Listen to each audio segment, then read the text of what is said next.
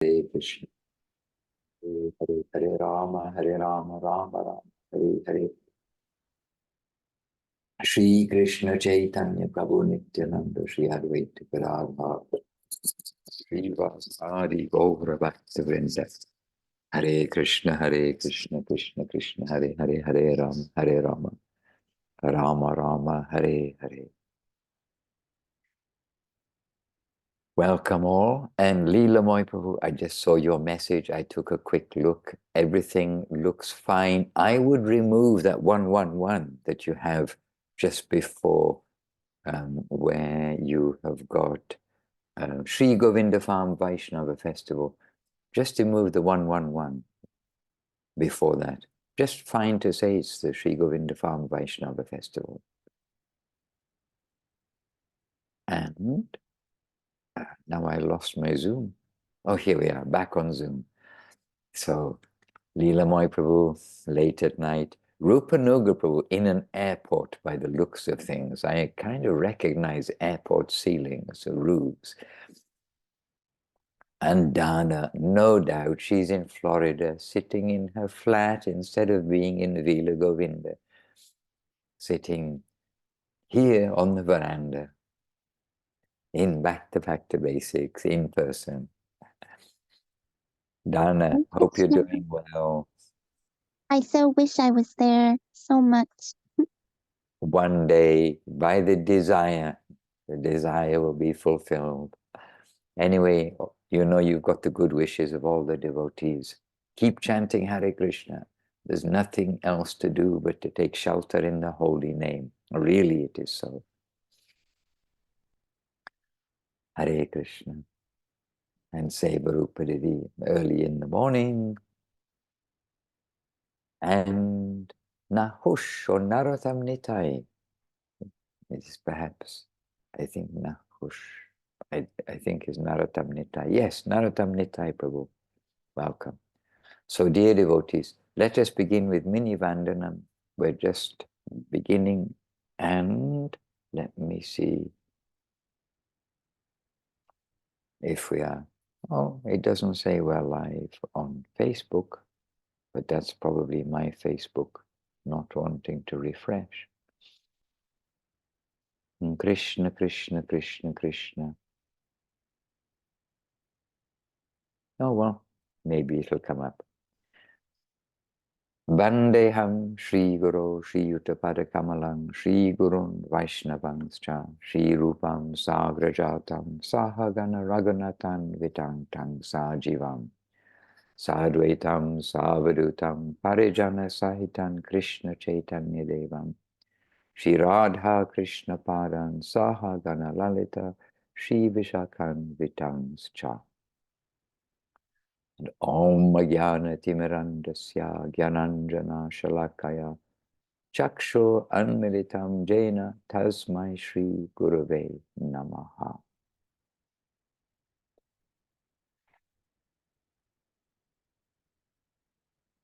Namo Mahavaranyaya Krishna Prema Prayate Krishnaya Krishna Chaitanya Namne Gora Tuje Namaha. Vanchakalpatarubhyascha kripa sindhubhya evacha patitanam pavanebhyo vaishnavebhyo namo namaha. So, dear devotees, here we are, happily together. And I was just hoping I could find something to share with you. Means we always have things to share with you. But what I'm looking for. Yes, I found something. I found what I was looking for, at least. So first of all, there's a big picture of me here. I'll get rid of that as I come back to the Zoom. Okay, I get rid of that picture. All right. So dear devotees, here we are. And welcome to those who just joined us, means Gangalila Devi and Axel, who's a sincere seeker. And I can't say why, but I'm just trying to get us on Facebook too, because Oh, yes, now we are live. All right. Hare Krishna. So, first of all, dear devotees, do you have some question or something you'd like to bring up? And I know that Narottam Nitai Prabhu often has questions, Rupanuga Prabhu. Actually, each of you have some questions and contributions. And here we are, we're together and we're happy to share. And Priyanana also is with us behind the flower. She showed her form behind the flower just now.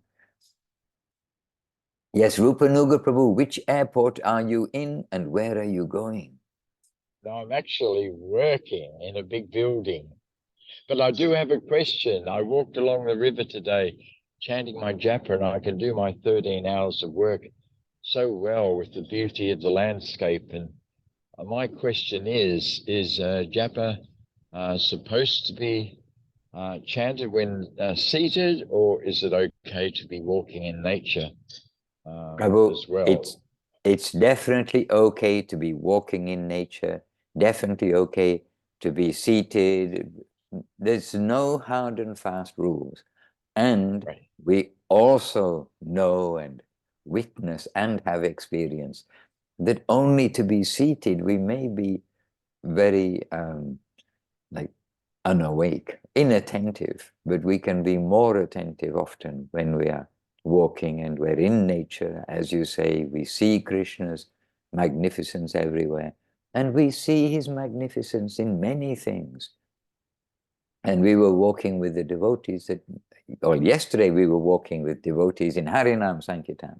The day before we were walking with devotees in the forest here, and some of you know the Vikings table. We walked to the Vikings table. It's not a round table, but it's a long table with Viking seats cut out of single pieces of wood. But it was very interesting how the devotees picked up something small. There was a small like snail, but something like snail. They brought it back. We have it, but fully artistic. If an artist had painted that with a paintbrush, and uh, anyway, it was just they would have got some like merit or something. I mean, not only merit, so beautifully artistic on the back of this thing, which is basically a snail. And we think, look, there's beauty everywhere, and when we see beauty, we must remember Krishna. It's his instruction in Bhagavad Gita. Whatever beautiful things you see, whatever magnificent things you see, think of me. I'm behind all of this. And really, it's an eye opener.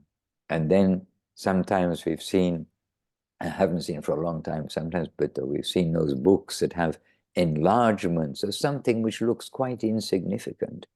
And when it's enlarged, enlarged, enlarged, there's beauty on a microscopic scale as well.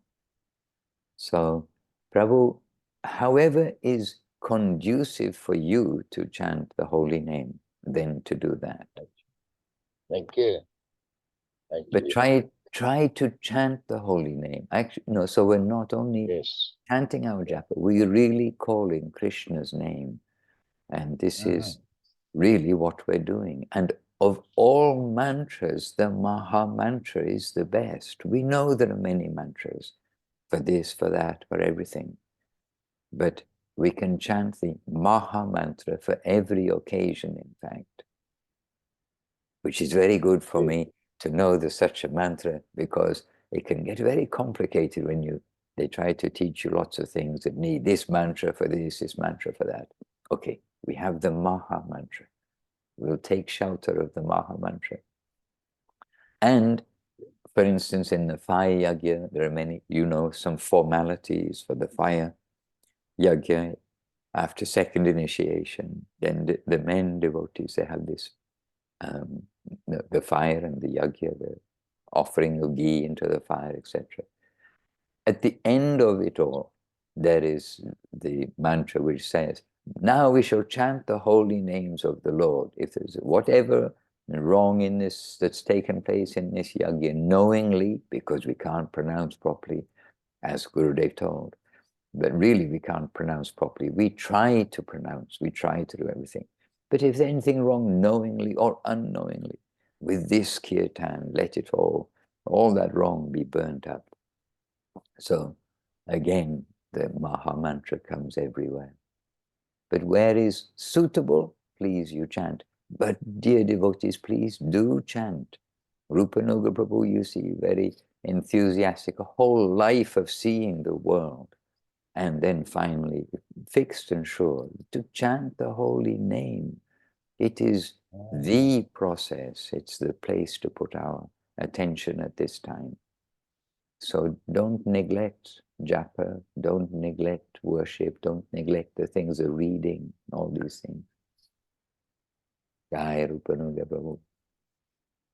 So you're in a big building. You look very Australian, colorful. And working.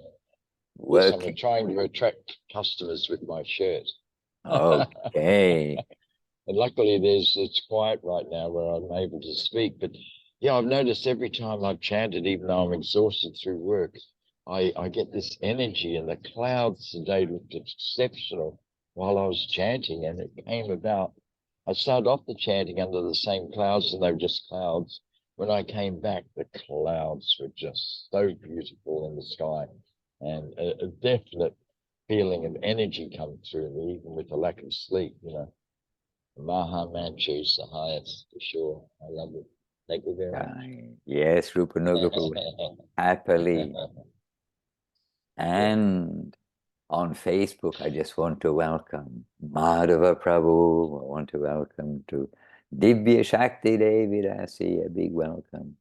And to our South African contingent, Mathura Basini Devi Rasi, nearby Sevarupa, a few kilometers away, you know, a little bit, but there in South Africa. So I can see you on Facebook and appreciating your comments and your obeisances to all of the devotees.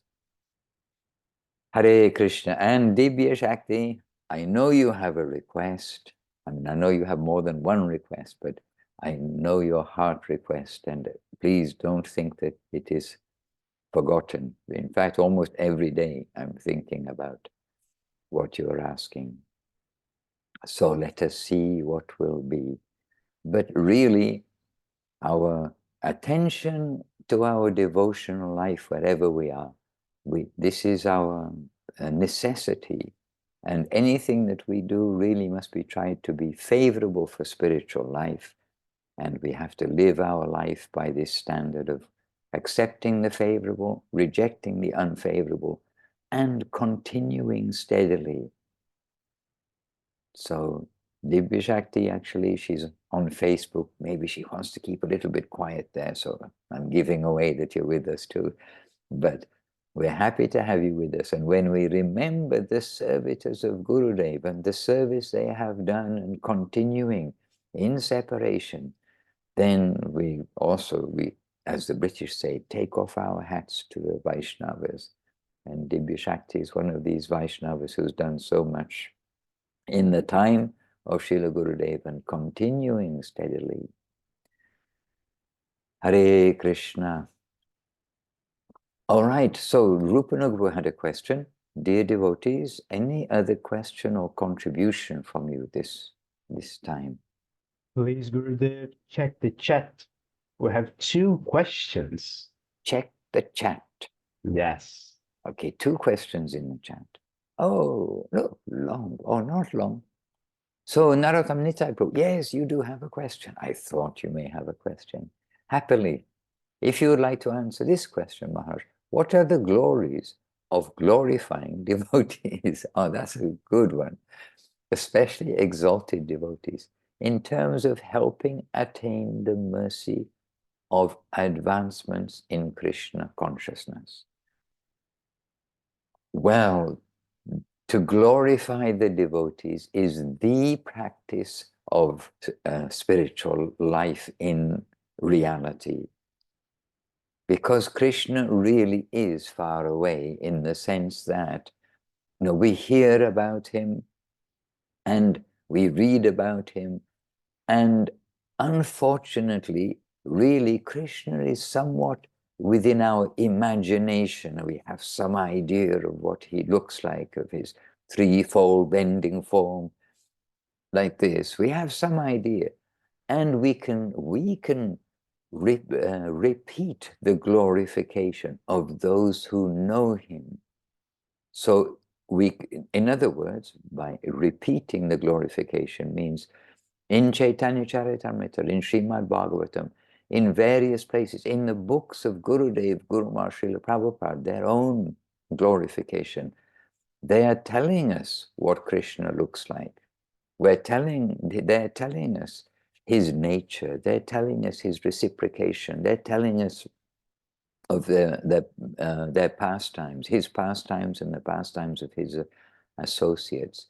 But we are hearing from them, and that is wonderful. We're hearing and we're remembering, we're repeating, but the devotees are with us, and when we are able to be with devotees and like understand immediately their glories, we can then tell that to others, if you like. So this is a very direct way of glorifying from, I say, realization, from knowing somebody. The great masters know Krishna. They can tell us about Krishna. But we know the Vaishnavas. We know their heart. We know their pastimes. We know what they look like, how they walk, how they talk, how they reciprocate. And so to glorify the Vaishnavas is very direct in the sense of, we've seen it. I'm not relying on hearing somebody else, or it's not that I'm relying on, it's not that my only source of knowing is from somebody else, it's from our own experience with the devotees. And to glorify the devotees, we're not glorifying them for any hope of a reward. We're glorifying them because it's joyful to do so. When we eat, we're not kind of trying to get some future result. Well, we hope not. It's very mechanical if we say, okay, I'm going to have this. Okay, I'm just going to cut it down to pills. I'll have this pill for vitamin, that one for that. Okay, now I've put fuel in my body. Now that's, it's all over. But when we eat, I mean, normal person eats because it's tasty, it's relishable. They're not doing it as a calculated, putting fuel in the tank of this grade, that grade, so that we'll work better. Rather, putting something tasty, they're tasting something, relishing something. And in that context, it's a side benefit that you're going to be healthy, if you like. I think most people at 1 o'clock in the afternoon on an Ekadashi day who didn't have any breakfast, they've been doing seva, they're not coming to the prasadam table, thinking about, vitamins and this, that, and the other. They're coming for something relishable. So it is relishable to talk about those who we know, means the Vaishnavas that we know, and talk about means to glorify them, to point out all their good qualities, everything, and not a discussion of somebody's character or anything of that nature. It's the character, the Vaishnava qualities, which is a different matter. But you're mentioning, especially in terms of helping attain the mercy of advancement in Krishna consciousness. In the beginning, we may have some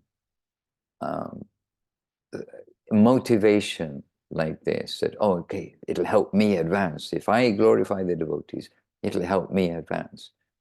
If I worship Tulsi, then I will get something. If I do this, I will get something. But that's kind of the bait at the beginning, because we are so I conscious in this world.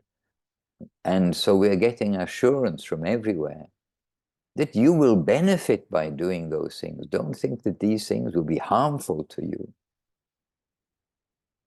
like distributing what we know to others.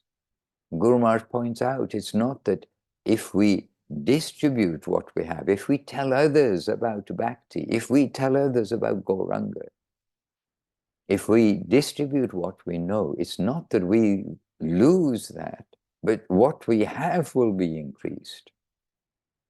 So in the beginning, we are being assured in many ways that we won't be the loser by doing these things. Rather, we'll be the gainer.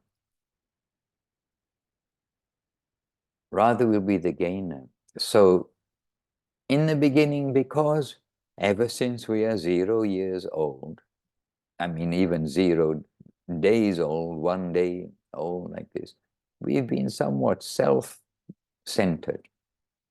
So now we have this still self-centered idea, and will it be beneficial? Oh, I will get benefit if I do this, if I do that. But if we want to change our consciousness so that we know we'll do the right things, not for my benefit, but it's what a healthy person does. And we just simply want to be healthy. We don't want to live in the hospital. So healthy people do these things. They see the good in others, especially in the devotees. They appreciate the holy name. They chant the holy name. And you know what?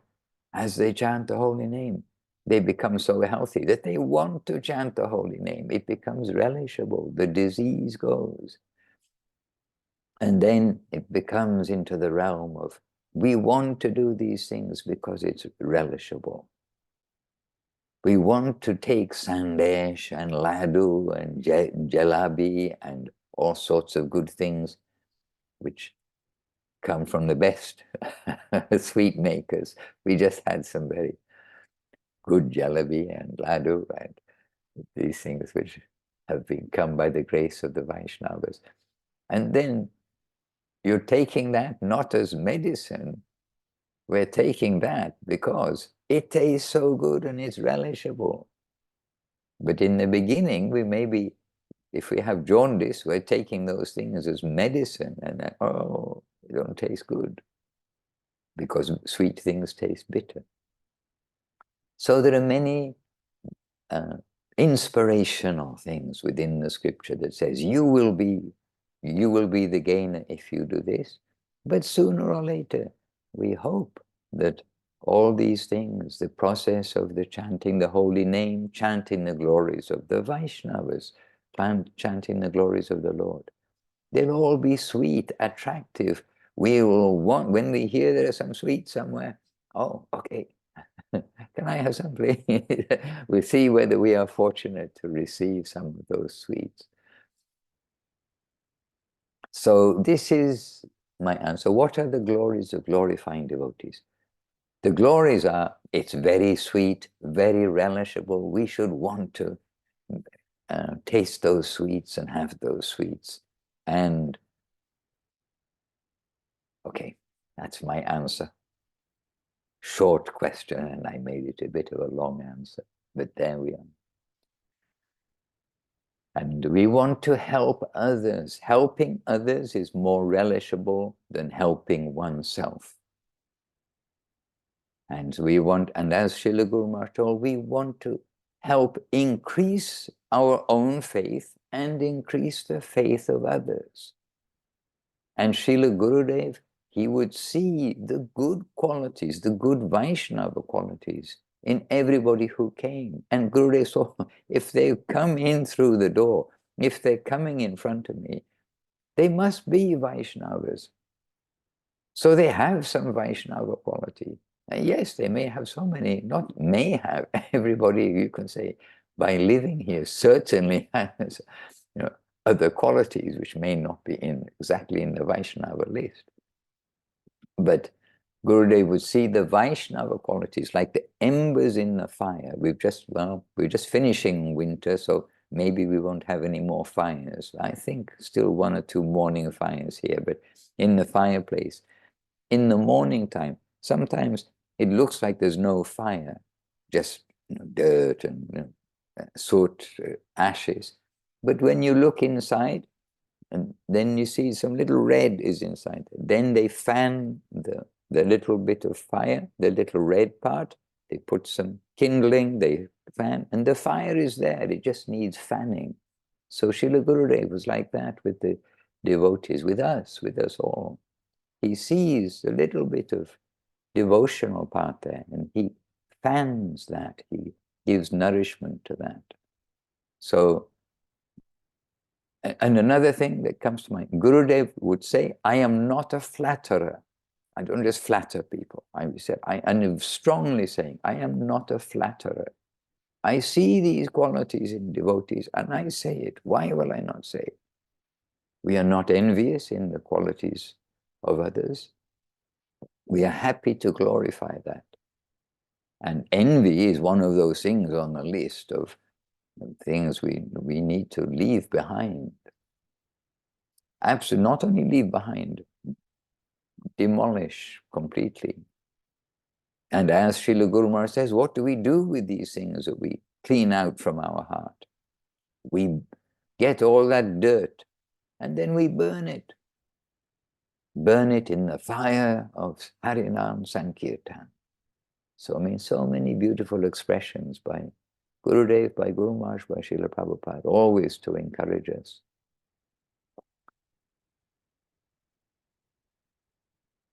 Hare Krishna. So by pointing out the Vaishnava qualities in others, we also don't want to let down our Gurudev, our Srila Gurudev, Guru Maharaj like this. When they say something about us, we think, oh, we better try to find that they're looking inside us and take good care of that, because Gurudev sees we must try to keep, as Guru Maharaj said, not to keep a feeble fire, like the little red part in the fire. We want to make it into a strong fire.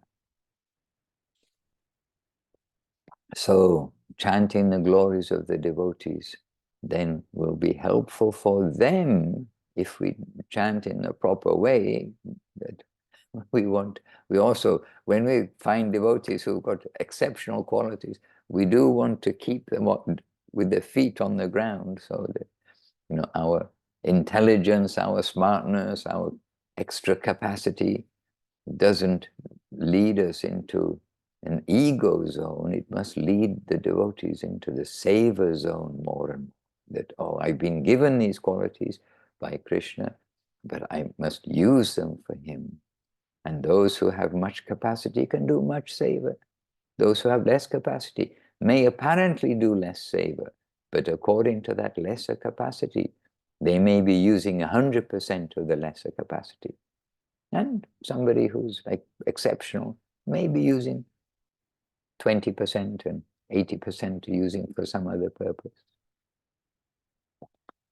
So this question from Narottam Nitai Prabhu, and question from Priyanana. Spiritual bypass. What? Question. Spiritual bypass or spiritual bypassing is a tendency to use spiritual ideas and practices to sidestep or avoid facing unresolved emotional issues, psychological wounds, and unfinished development tasks. This is all within quotes. The term was introduced in the mid-1980s by John Wellwood, a Buddhist teacher and psychotherapist. What do you think? Sometimes even, so then next paragraph, what do you think? Sometimes even devotees say that you should resolve your psychological problems and not to hide in the spiritual practice or the spiritual path, curing everything. Priyananadidi, the spiritual path cures everything. But if you have a broken leg, it's good to go to the hospital. If you have a broken head, it's good to go to the psychologist. I mean, just as an analogy, because we know there is mental disease. We know we've been with devotees with mental disease. They've shown me on the internet what they have, like, because they see that I'm foolish and I really I don't know much. And they show me, look, this is, you know me, look, this is my nature. And they're showing me on the, on the computer, they're looking up what they say, some long Latin name. This is what they have. And then you see, oh, it's all very researched and everything about, I mean, broken brain means, in the analogy of a broken leg, you can see the leg is broken. But when emotionally or psychologically something's broken, then we can't see it, but others are specialists there, so they can help. But I can also say, from the experience of devotees who do go to the psychiatrists for their actual difficulties, mental difficulties, they generally, at the end of the day, they come back and say, actually, the best thing to do is to be a devotee. The unfortunate thing is, in my experience with devotees who do have mental issues, is that the hospitals do like to give you drugs and things, and those drugs, they also have their own difficulties. And I mean, really, this is not my speculation. It's from experience of devotees who've been in very difficult situations, and in an emergency like the broken leg, then they go to get some relief. But in the general facing of day-to-day life, then they understand sooner or later they have to leave these medications that are given to them. They have to take shelter in the holy name and just pray for grace sooner or later. But I'm not a doctor, and so we have to be realistic in the treatment of a broken leg. I wouldn't fix I mean, I can't fix a broken leg, can I? I mean, please don't come to me if you have a broken leg. Go to the hospital. But so similarly, we must be very careful. And we've had tragic cases where devotees have come to, for instance, I mean, directly, I can say, come to India, and there, who they looked up to in the Western world, they said, oh, just go there, take shelter of the holy name and the Dham, leave aside all these other things, and then you'll be fine. And then they've ended up within days in the mental hospital in Calcutta because of coming off their treatment, just stopping their treatment. And okay, they came with this idea that, oh, I'll just take the holy name, and they were advised to do that. But some things, they have their reactions. You just suddenly stop the treatment. You suddenly stop taking some of these hard drugs and you die. It's just a physical thing. And I don't know that, except we know that through the devotees. So we have to be conscious of time, place, and circumstance.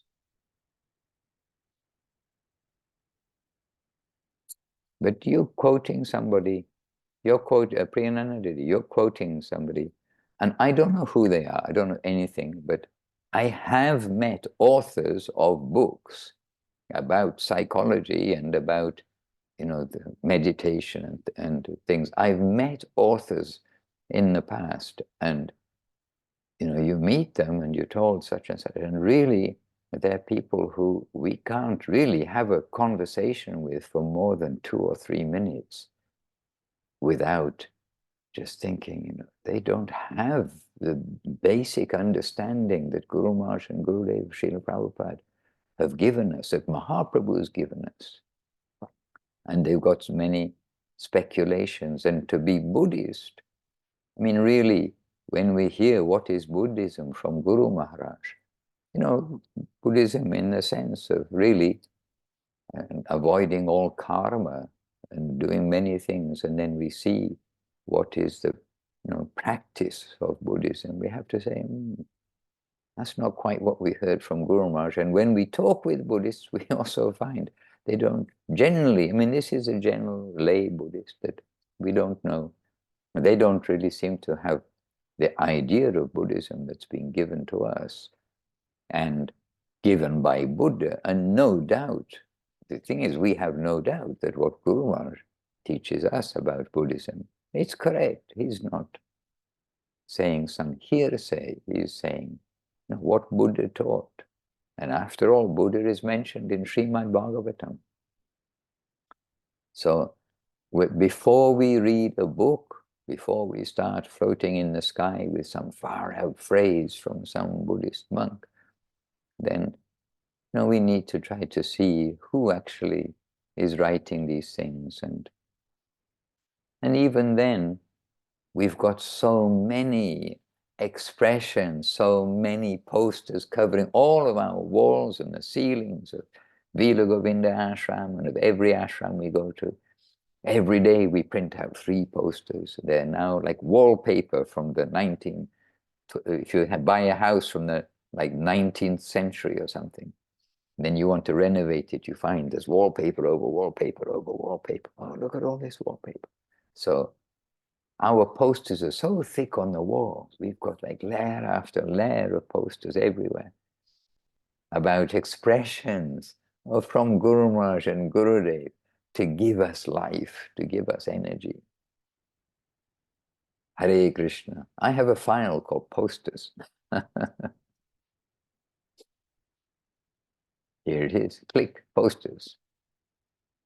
Hare Krishna. But you'll know all these posters because we do share them. To serve means to taste the juice. Only by serving can we connect, feel, and have any experience. This is just the opposite of enjoyment and indifference. That's from Srila Guru Maharaj. We know about this author. And he's not giving us just like far out ideas or complicated brain things. He's giving us sweet love, affection, beauty, charm, the very nature of the soul within. Here you are, revealed truth. What you hear, so this is Srila Gurudev, Srila Govinda Maharaj. What you hear from the pure devotee, the sadhu, is the food with which you are alive in Krishna consciousness. What you receive from the sadhu is your very spiritual existence.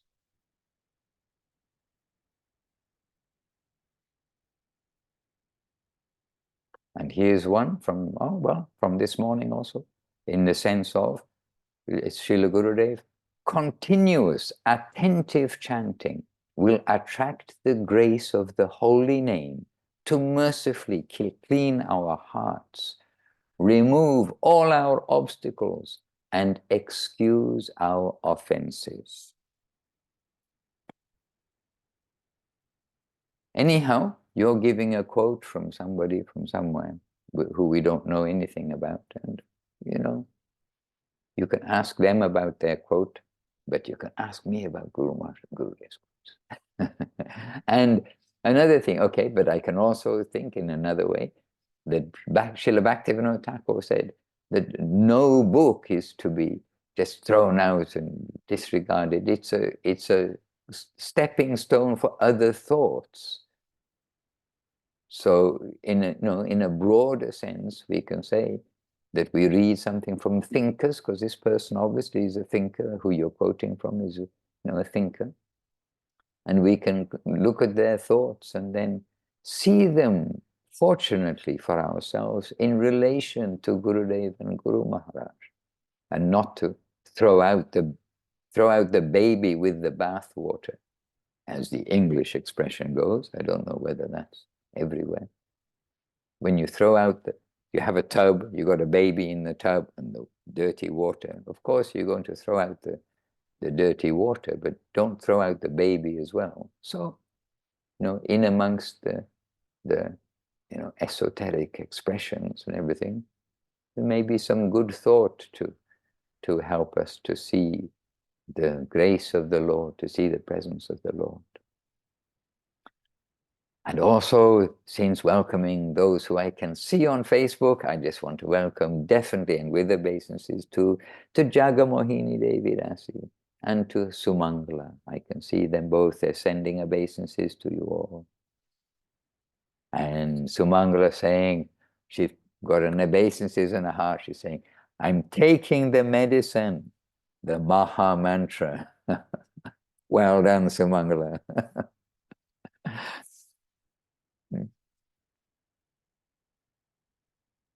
Oh, okay. Or is spiritual Priyanana or is spiritual curing it? Oh, yes. So I mean, okay. We've been along through in this question. And in the meantime, here on Zoom, because we're here on Facebook, we are here on Zoom, and we're here in the recorded version. Welcome to everyone who's joined the recorded version, but who's joined us since we were greeting. Suresh Krishnavoo, just nearby, here in Resegne, and Gangalila Devidasi in USA, and somebody's moving, Paramananda, oh, it's Paramananda Prabhu from Japan, Japanese Paramananda Prabhu. Or are you Thai? Where are you? Japan? I think it's Japanese. Paramananda Prabhu has joined us. Paramananda Prabhu, would you like to make a little contribution? We're coming with our cloth. Would you like to make a contribution on any of the subjects that you've heard? I don't know how long ago you joined. I've been contemplating, Maharaj. Dandavat. Contemplating, okay. Listening to you. Under a tree. Under the trees. And in front of the lake. Jai. Not sure if it's salty or sweet. But it's a nice lake.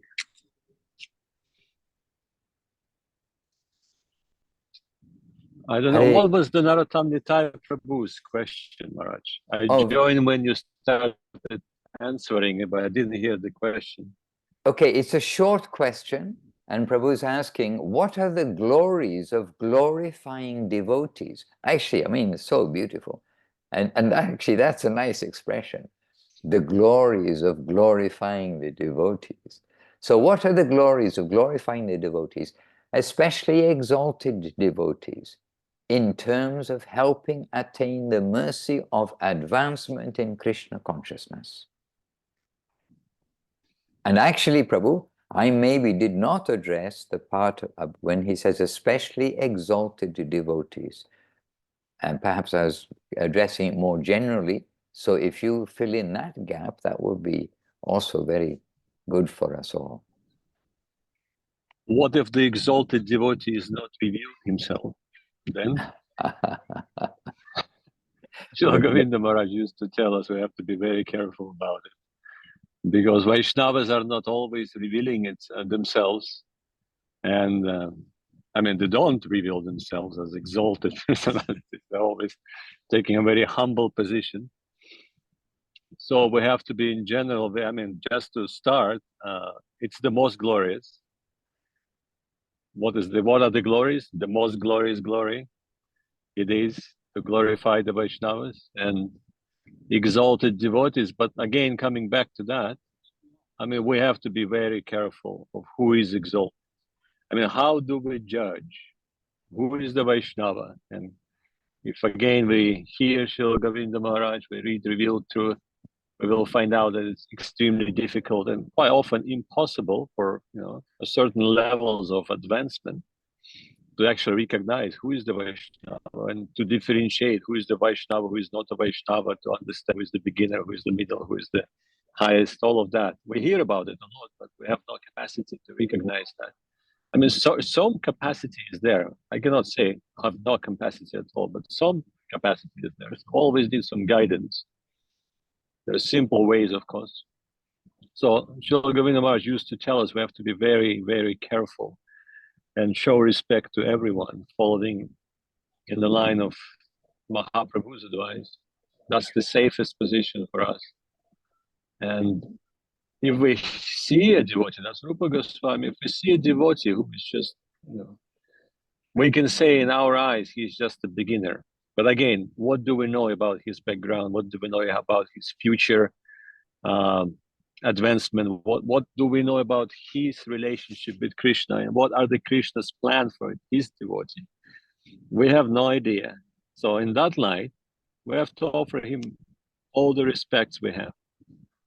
And as Srila Govinda Maharaj used to say, this is how we practice our religion. If we speak about Vaishnavism, this is it. That's how we practice our religion. This is the main foundation of our religion, to glorify the Vaishnava, the servitors of the Lord, because it pleases Lord the most. And certainly we want to please him. But again, Maharaj mentioned, and really it's a good point, we're not, in the beginning, we need a carrot to dangle in front of us, get some inspiration. But really, this is not the reason why we should be doing that. But in the beginning, yes, we want to make advancement, we want to do this better, we want to do that better, we want to go higher. All of that is there. And in the Vedas, it is also described in that way. But eventually, there's a nice story that I always remember in that connection about one great Vaishnava of South India, the 12th Alvar Tirumangai, the last one of them. Same thing, he just wanted to marry one very beautiful lady who happened to be the citizen of the higher planets, heavenly planets.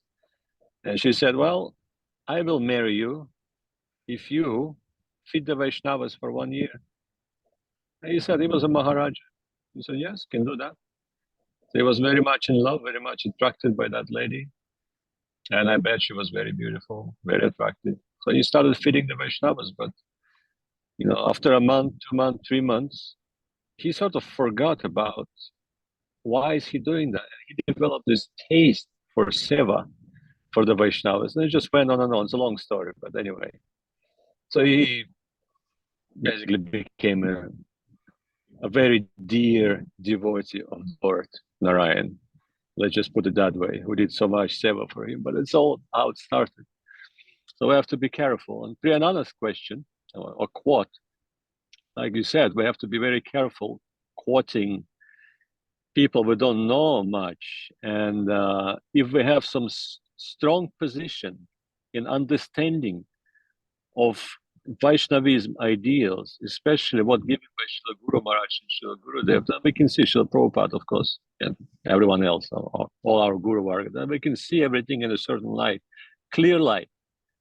Whoever says anything, whoever writes anything, we can see it in a certain light and have a proper vision of that, but not to be swayed by all sorts of comments, writing, opinions, and this and that. And what sounded in that statement from that personality is that it's actually about anarchism and putting ourselves in the center of our life, in the center of the universe, exploiting everything for ourselves, including so-called spiritual life, spiritualism. And again, we have to be very careful when these kind of people are saying spiritualism, spiritual. So what is their understanding of spiritual and spiritualism? What is their understanding of the dharma, the religion, all of that? So that's also have to be considered. We're all coming with different baggages into this life, and we're joining. But anyhow, joining is our good fortune, but how to do it, what to do it, and who is your guide, who is your guardian, that is also important. That's also have to be considered. Maharaj, it's a very wide theme actually to discuss. Zoom, I always feel Zoom meetings are so short. You're just touching this and this and that, but there are so many other things that can be explored and explained and talked about. So understanding what is spiritualism, what is proper religion, what is proper mood in the seva, what is seva, all of that is extremely important. And who is the saintly person, who is the Vaishnava? That is also very important, all those aspects. And we read about it, we hear about it a lot, but do we actually have a clear understanding of that? I mean, for myself, I can say, definitely not. But that is very important. Once you have clear understanding, who is the sadhu, who is the real devotee of the Lord? What is my duty? What is my seva? Am I doing my seva in a proper mood? And what is seva in general and how it should be executed? Because we may see externally, some devotees may be doing so much, But what is their mood is also have to be considered. But of course, it is not for us to analyze. We have to analyze our mood. We're not judging others. I'm just giving us an example. We have to inspect ourselves, not others. What is my mood and why I'm doing that? To satisfy my ego, to make myself comfortable, that I actually doing at least something for the Lord. That's also not clean, not pure. It should be done out of love, with no expectations whatsoever. The famous statement of Srila Guru Maharaj: all risk, no gain. We hear about it, we talk about it, but again, I have no proper understanding of that. It's very high. Actually, it's a very basic. When we talk about the whole concept of surrender, of seva, it's where we start. Risk everything and don't expect anything in return. That's the beginning of it. And actually, that's the whole leitmotif of that. And I have no understanding of that. Then what should I do? I should find someone whom I can follow, from whom I can draw inspiration. And there's a saying in every culture and every language: if you associate with someone, you will absorb some of his qualities. That will happen naturally. Like in Russia, we have the saying like that. Everyone knows it. So if we can find someone who inspires us and who actually embodies those ideals, embodies the devotion, embodies the faith, embodies the seva, then we will absorb some of their qualities. Then some understanding will come to us. So again, the power of association. Bad association, bad result. Good association, good result. And if you associate with the sadhu, the result will have nothing to do with bad or good. It will be way above that. The reality, that's what will be the result. We will see the reality. And the reality is beautiful, as we hear from them. I yet to experience that. I have no idea. But it's very attractive. And I'm hoping that one day I will see the reality as beautiful, by the grace of those who are seeing it and who are representing it. That's all I have to say, Maharaj. It's not all you have to say. You are keeping your foot on the brake while accelerating.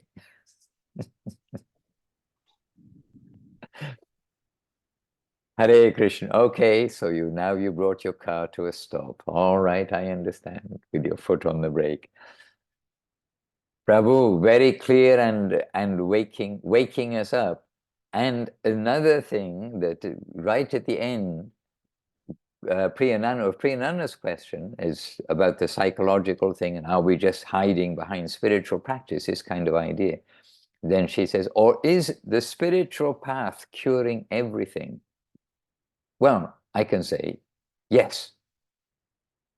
I mean, if it's that question, should this, or is the spiritual path curing everything? Yes, the spiritual path does cure everything by taking away the cause of all of the suffering in this world. And if we really take it to heart, we come to the lap of the Lord and his devotees, and they take care of us. So ultimately the answer is Om, what we are searching for, reality, the beautiful that we are all searching for, that we heard about just now. It does exist, and we have a place in that realm. And spiritual path, sometimes in this world, really, if somebody just says, oh, I'm on a spiritual path, we do kind of wonder if they're being pretentious or being realistic. What is the spiritual path? Yes, for some it's LSD and all this other stuff. We know it was happening in the 70s and it's happening in the 2020s, and people just don't learn. And they don't learn from Guru Maharaj, like Guru Maharaj telling, so many things, like what is spiritual, what is not spiritual, what will take you away, opposite of spiritual path. So we meet people, yes, I'm on my own spiritual journey. And wow, they're doing so many things, but their spiritual journey may be digging them deeper and deeper into what kind of bodies they're going to get in their next life in the lower species. So No, we have to try to help people to understand that one's actual nature is to be a devotee, and that being a devotee is very sweet, and that offering ourselves to the guidance of those who know what to do is the natural position of the soul, to be das anudas anudas, dasi anudas, or however it may be, but servant of the servant of the servant. And I was also thinking another thing while Paramananda was talking. Oh, Paramananda left us. Well, he hasn't left us, we hope. He's contributed and then continuing his day. He's working. It's his working day right now. But another thing is, how is it that in this world we so easily take on the identity of what we do, like a truck driver generally is a truck. I'm a truck driver, or I'm a nuclear scientist, and then that's not only their job; it becomes who they are. Even in the bar, in the pub, in the evening, there's truck driver Joe. He's a truck driver. He's got that identity. I'm a truck driver. And somebody else, maybe an astronaut. I'm sure an astronaut takes his astronaut ego with him into lots of places as well. But how is it so difficult that for us we want to identify, to be a devotee? Oh no, I'm a devotee of the Lord. That's what I do. And then keep that with us all the while. And it's much more honorable than being a truck driver, unless you're a truck driver for Krishna. And we've had truck drivers for Krishna. We had a long time ago, maybe still existing somewhere, a truck called Temple on Wheels in ISKCON when we joined. Big, beautiful inside, very attractive. So we literally had a devotee truck driver driving the truck for Krishna, for the temple. So anyway, unless a truck driver is actually a devotee truck driver, then where's the advantage in identifying that I am this, I am that? Our actual nature is to be a servant of the servant of the servant of the servant. And we are waking up that this is our process of life by chanting Hare Krishna, by glorifying the devotees, and by knowing that Krishna consciousness will cure everything. We just read Bhaktivinoda Thakur's songs. We sing we sing the songs and read the translation, see what we're singing, see what Srila Gurudev and Srila Guru Maharaj are saying. And again, we come across this all, it's only 3 letters, all, everything, all our troubles are done away with by the grace of the Lord, by the grace of Bhakti, the grace of the holy name, the grace of the Vaishnavas. And so, and that the words all and only come up again and again.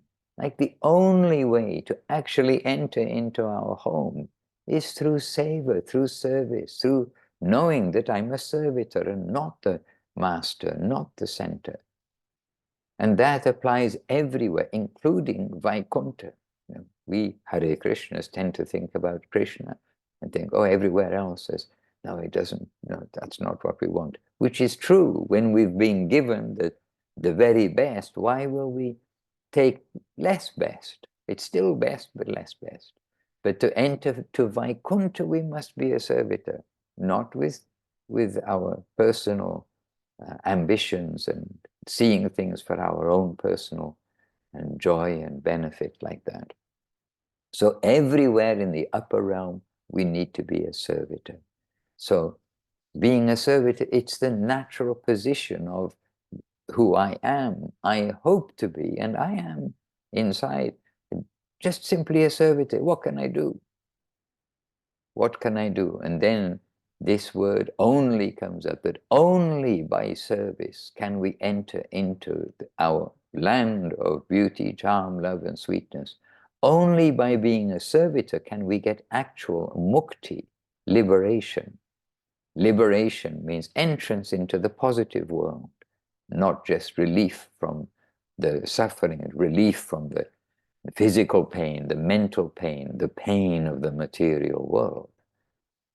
But the positive world, only by service. This is indicated everywhere in the scripture and is repeated by Gurudev, Guru Maharaj, and the scripture also, and Krishna in Bhagavad Gita, again and again.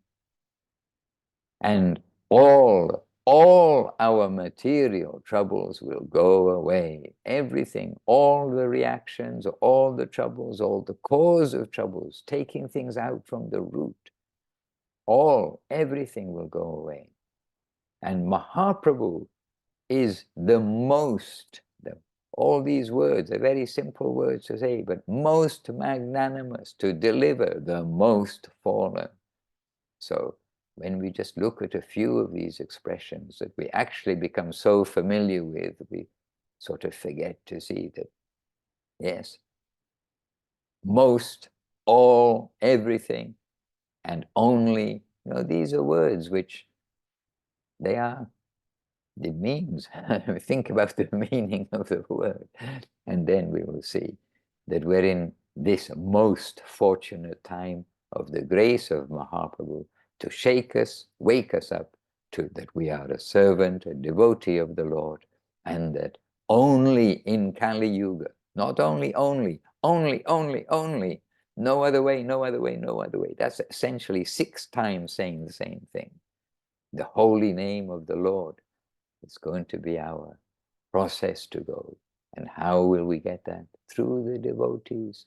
So again and again, we are given this fuel for our spiritual life, that don't give up what we are doing. We need to be confident, we need to be patient, we need to be enthusiastic as far as possible. And when we're not feeling enthusiastic on the rainy day, when it's all uphill struggle and landslides in front of us, we still need to continue on our path and cross over, and then we'll get enthusiasm again by the grace of the Vaishnavas. And soon it'll be our steady life of being a devotee without any other thought. So yes, Narottam Nitai Prabhu, many thanks for your question, and Priyanana Devi also for your question, and for the presence of you all. Nama Sankirtan needs devotees.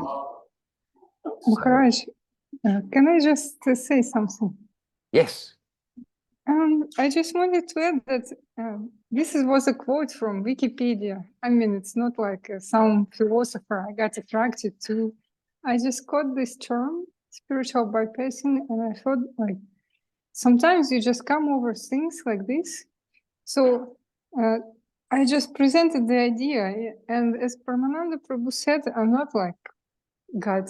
I mean, not like leaning towards something else. For me, it more reminds like when Srila Gurudev, he lived with Guru Maharaj and Swami Maharaj Prabhupada, and when he came back from his preaching, he asked Swami Maharaj, like, how would you answer this question or that question? So it's more like for us all, even if people ask, or for yourself, how to answer those questions like this. Not just they are more attractive than. Okay, good point. Good. We should try to be as prepared as possible to answer the questions from the public. And I can say that after all this time, and actually being a little bit exposed to the public from time to time, we've been asked many questions, but still absolutely new questions come up. And really sometimes, and I do say to them, well, for over 40 years, we've been answering questions. I've never heard this question before. And especially, if we've never heard a question, that question or a similar question come to Gurudev or Guru Maharaj, then we also have to really think, well, how will they answer this question? But there's an unlimited variety of questions, and it's good to be prepared, as it were. Not to say, oh, I'm not prepared. I wasn't prepared to answer this question. We have to think on the spot and think, what will they say? How will they deliver? But certainly, you can say every question would come to a point that Krishna consciousness is all in all, A-L-L, in, all, A-L-L. Look it up in Wikipedia. What does all mean? So, I mean, it comes back to being devotional. And you can say these things, we don't know exactly what this person's referring to. But if you have a broken leg, you fix your broken leg, but you do your spiritual practice. If you have some mental problem, you fix your mental problem, but do your spiritual practice. And in general, we all have a mental problem. And that's why our mind needs to be controlled by our intelligence, and our intelligence needs to be controlled by good guidance. The good guidance is sadhu and shastra. So we are all in the mental hospital, actually, and that's our reality, and we need to face that reality to cure. Physician, cure thyself. We need to cure ourselves.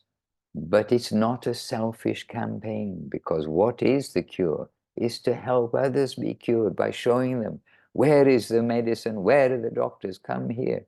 And we get also unknowingly, it's not for doing that we do it, but we get the benefit of helping those other people too in their spiritual journey.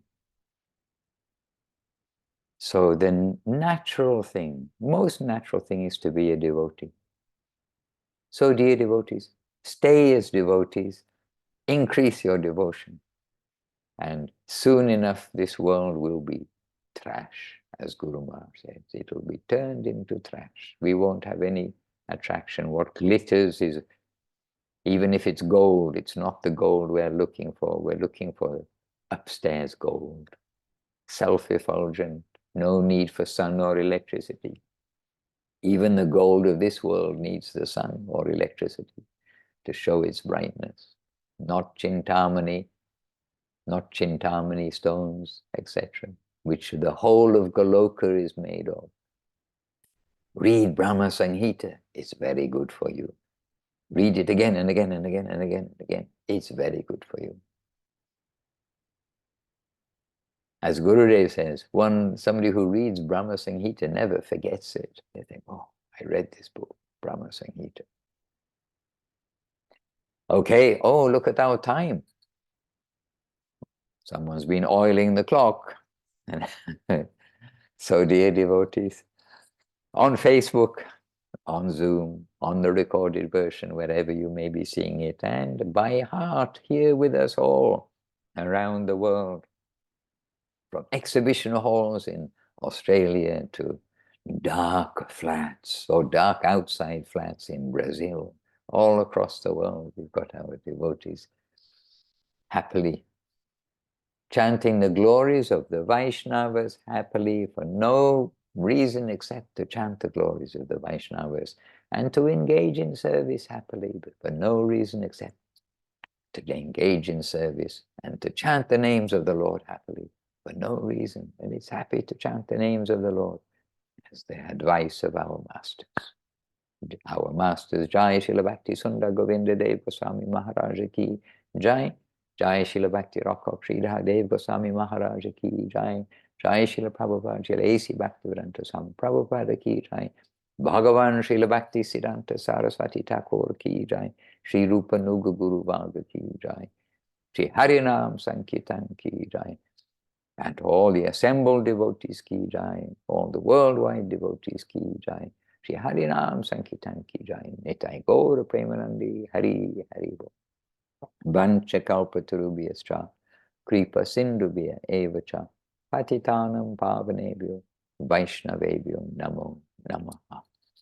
Jai Shri Bhakti Ranjan Madhusudan Maharaj Ki Jai. Hare Krishna. And outside here, you can just make out the Samadhi Mandir light is now on. It's 5 a.m. in Vilagovinda Ashram.